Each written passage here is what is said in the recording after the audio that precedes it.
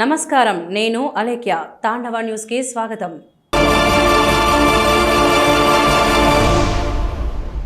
అనకాపల్లి జిల్లాలో ఏపీసీసీ అధ్యక్షురాలు వైఎస్ షర్మిలారెడ్డి ఉపాధి కూలీలతో మమేకమయ్యారు. నక్కపల్లి మండలం వెదులపాలెం గ్రామంలో జరుగుతున్న ఉపాధి హామీ పనులను పరిశీలించిన ఆమె కూలీలతో మాట్లాడి వారి సమస్యలను తెలుసుకున్నారు. అక్కడే స్వయంగా కూలీలతో కలిసి ఉపాధి పనిలో పాల్గొని వారికి మద్దతు తెలిపారు.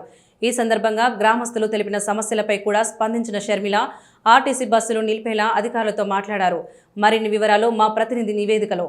అనకాపల్లి జిల్లా నక్కపల్లి మండలం వెదుళ్లపాలెం గ్రామంలో ఏపీసీసీ అధ్యక్షురాలు వైఎస్ షర్మిలారెడ్డి పర్యటించారు. గ్రామంలో జరుగుతున్న ఉపాధి హామీ పనుల ప్రదేశానికి వెళ్లిన ఆమె అక్కడ పనిచేస్తున్న కూలీలతో మాట్లాడి వారి సమస్యలను తెలుసుకున్నారు.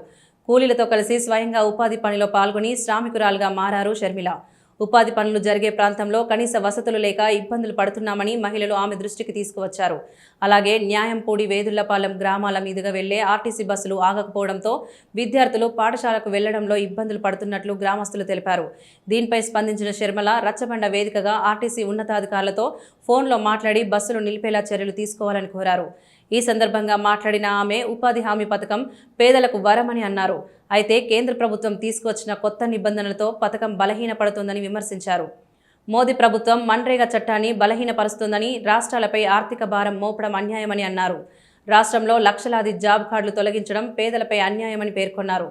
ఉపాధి హామీ పథకాన్ని పునరుద్ధరించాలంటూ కాంగ్రెస్ పార్టీ పోరాటం కొనసాగిస్తుందని షర్మిల తెలిపారు. ఇక్కడ ఒక చిన్న ప్రాబ్లం ఉందండి. బస్సులు కొన్ని గ్రామాలలో ఆగటం లేదని మేము ఇక్కడ రచ్చబండ చేస్తున్నాం. కొన్ని గ్రామాల దగ్గర మహిళలు చాలా కంప్లైంట్ చేస్తున్నారు.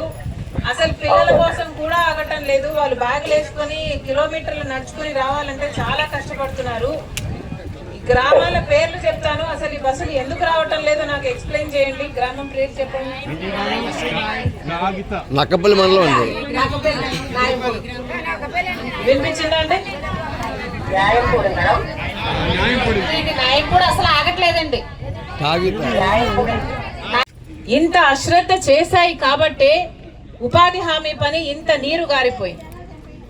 ఒకవైపు బీజేపీ ఉంది, కేంద్ర ప్రభుత్వం, ఇక్కడ చంద్రబాబు గారు ఉన్నారు, కూటమి ప్రభుత్వం. కానీ వీళ్ళల్లో ఏ ఒక్కరు చిత్తశుద్ధితో పని చేస్తున్నా ఉపాధి హామీ పని బాగా జరిగేది. కానీ ఉపాధి హామీ పని మీద ఏ నాయకులు శ్రద్ధ పెట్టడం లేదు. కాబట్టే ఈరోజు కనీసం చేసిన పనికి కూడా డబ్బులు ఇవ్వటం లేదు. అంటే ఇది శ్రమ దోపిడి. అంటే మీ శ్రమాన్ని దోచుకుంటున్నారు. మీకు డబ్బులేమో ఇవ్వటం లేదు, సరిపడా ఇవ్వటం లేదు, స్కామ్లను ఇబ్బంది పెడుతున్నారు. అదే కాకుండా లేటుగా ఇస్తున్నారు. ఇది చాలా చాలా అన్యాయం. ఇప్పుడు బీజేపీ పార్టీ కొత్తగా చెప్తున్నది ఏమిటంటే కాంగ్రెస్ పార్టీ తెచ్చిన ఈ పాత పథకాన్ని తీసేసట ఇక కొత్త పథకాన్ని ఇబ్బందులు వస్తాయని కాంగ్రెస్ పార్టీ ఈ ఉద్యమం చేపట్టింది. ఎందుకు వస్తాయి అంటే ఇప్పుడు పాత పథకం ప్రకారము కేంద్ర ప్రభుత్వమే మొత్తం డబ్బులు ఇవ్వాలి ఈ నిధికి. కానీ ఇప్పుడు వీళ్ళు తెచ్చే ఈ కొత్త పథకం ప్రకారము విబి గ్రామ్ అనే బీజేపీ కొత్త చట్టం ప్రకారము మొత్తం డబ్బులు కేంద్ర ప్రభుత్వం ఇవ్వదు. వాళ్ళు 20% ఇస్తారట, రాష్ట్ర ప్రభుత్వం 40% పెట్టుకోవాలట. వాస్తవానికి మన రాష్ట్రం దగ్గర అన్ని డబ్బులు కూడా లేవు పెట్టుకోవడానికి. Tandava news. For more updates like, share and subscribe.